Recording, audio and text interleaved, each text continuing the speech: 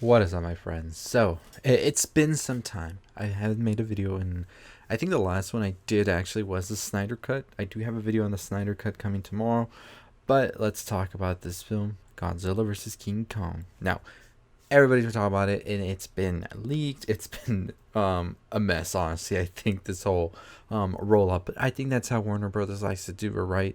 I mean, we saw with the Snyder Cut when the first part, like I think the whole film actually got released, and it was like people that were going to go watch Tom and Jerry. So these people were just thinking over here they were about to get something like Tom and Jerry, and got whatever they got.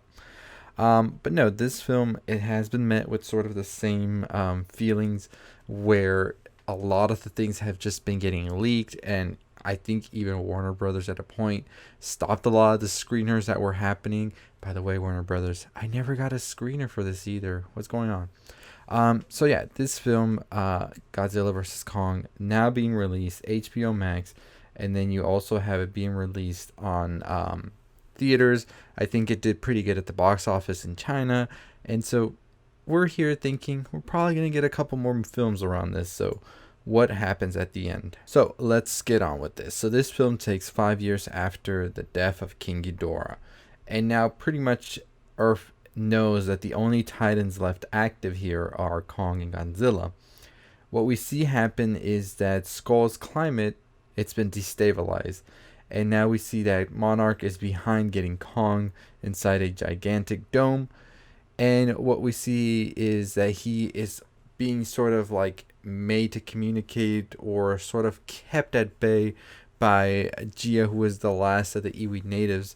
She is actually deaf, but she is also able to communicate with him through sign language, which was a very, very tender thing to see, honestly. We do see the conspiracy theories as well, and a former employee of Apex Cybernetics called Bernie Hayes, who leaks information about what's going on at the Apex facility in Pensacola, Florida.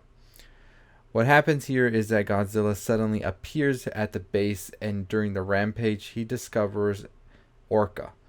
And this was used to control Titans before. So, remember we would all talk about during the trailer and stuff that why would Godzilla go and do whatever he was doing? And the answer had to be he was being controlled some way. So, let's keep that. Let's keep that. We see Madison Russell. So we then see the daughter of Monarch scientist Mark Russell Madison and her friend Josh trying to investigate what the hell is going on with this. Why would Godzilla do this? Because, I mean, why would he even do that, right? After everything he's done for us already. And what they end up going to is a wrecked Apex facility. And this is where they discover a laboratory. And while they're in there, they actually discover some eggs that are being delivered to Hong Kong, and also they witness Mechagodzilla. Now, this is a mechanical version of Godzilla, as y'all know, and if you haven't checked out Mechagodzilla films, go do that right now. But this one's being controlled telepathically by Ren Suriwasa, who is actually the son of Ishiro Suriwasa, and they're doing this through neural networks that they got from the severed heads of King Ghidorah, which we saw at the end of Godzilla King of Monsters. So that's pretty much what that's being used for there. Now, at the end of that film, I was actually thinking they were actually going to use that head to make a Mecha Ghidorah. But as many people in the comments on those videos said that they can't use Mecha Ghidorah due to the rights and everything with Toho and all of that. But it would have been fun to see. It would have been fun to see. So, pretty much what happens next is that Walter Simmons recruits Nathan Lim, who Walter Simmons is actually the Apex CEO, and pretty much to be talking about the Hollow Earth, as he is a theorist of that. And this is the reason that he does this, is because they are looking for a power source, a new one, within Hollow Earth. And so we see Nathan go to Skull Island to meet with Dr. Andrews, who is Gia's adoptive mother. Now, Gia, of course, being the little girl who can communicate with Kong. So what they decide to do is they take Kong on this trip to sort of get to the bottom of all of this. What happens next is what we've seen in the trailer so many times, is Godzilla attacking this convoy midway, and pretty much defeating Kong. We do end up seeing him retreat, and they're pretty much like, yeah, he's always going to come and attack him because he sees him as a threat. So we're going to have to airlift this bad boy. End up going to Hollow Earth, and that's where they find an ecosystem similar to Skull Island. They also discover while there that there is an ancient war between Godzilla and Kong species as well, and the glowing axe from the trailer is there as well. That was made actually by the dorsal spine of another Godzilla. They end up actually finding the power source, and they send it back to the Hong Kong base. Power source can actually also recharge the axe. We then see Godzilla arrive, and he attacks the throne room from there, and we see Kong pretty much try to go up against Godzilla once more. Kong is actually able to use the axe against the atomic breath, but ends up actually not winning, and Godzilla incapacitates Kong again. So what we end up seeing is that they try to power up the Mechagodzilla with this new energy source, even though they're pretty much like, maybe we shouldn't do this. And Walter is like, nah, we're gonna do this. And what ends up happening actually is that there is so much of an energy overload that they pretty much like lose Mechagodzilla right there, because everything just goes to shit because the Ghidorah has now possessed this Mechagodzilla, and we see Ghidorah's consciousness, and now Mechagodzilla kills Walter and pretty much goes after Mr. Godzilla. And Godzilla, it ain't no match for this. So what we see is that Nathan tries to revive Kong, and Gia actually tells Kong that Godzilla is not your enemy, you have to help him.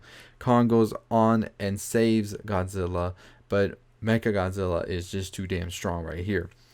Josh tries to short circuit Mechagodzilla's controls with Bernie's drink, and this gives Godzilla and Kong the time, and it's the play of the game right here as they're able to recover. And then we see Godzilla supercharge that axe that we saw before Kong wield with the atomic breath, and this is all that it takes to decapitate and destroy Mechagodzilla. Pretty much we see Godzilla and King Kong at the end give the little, hey, I got you. You know that. Next time. Okay, that was ugly. But we see that it pretty much exchange happen as they go their separate ways. And then we see that they are now seeing Kong ruling over Hollow Earth. And that's pretty much where we ended right there. And so pretty much that's where we end things. And so one of the things that you have to realize is that this kind of ending ended in a way where if they aren't able to make a sequel to this, it's sort of a good ending in itself, where the threat is gone and now Kong is in his place and Godzilla's in his place, and they acknowledge each other as, yeah, we're good here. And so there was no after credit scene for this. They actually used the after credit scene in the film, but we also know that they aren't actually going to go 100% into another sequel, according to the director himself. Adam Wingard actually said, I think it's 100% the right choice not to have post-credit scene, because this is the crossroads for the MonsterVerse. And so what happened here is that Godzilla vs. Kong is sort of a film that's going to predict if we're going into more of these films in the MonsterVerse, or if this is the end for it. Because Godzilla and Skull Island did pretty good at the box office. They each made more than $500 million. On the other hand, King of Monsters, the latest one, made about $200 million. So while they broke even and made some profit there, it wasn't exactly the success that they were looking for. So I think that something that's going to have to happen is they are going to see Legendary and Warner Brothers, what happens with Godzilla vs. Kong? Does this actually go big, or are we going to have to stop this? And so Wingard actually said audiences have to vote if they want to see more of these or not. If people show up and like the movie, then there will be more. I think it's better not to box ourselves into any corners, because ultimately going forward, the movies need to be calibrated by what people like about the films. Not in a tired studio kind of way, but in a realistic, grounded, what are people responding to? What are they responding to kind of way. And so I would have hoped that this does well. It's going to be interesting because it's going to be released on HBO Max and it's going to be released in theaters. Now, as I said at the beginning of the video, it's already doing pretty good at the Chinese box office. So we can pretty much hope that it will do good once it's released here. I think with more openings and vaccinations, all of this, we could definitely see more people venture out into theaters, but that's just to be seen. We'll see what happens when we get those box office numbers on Monday.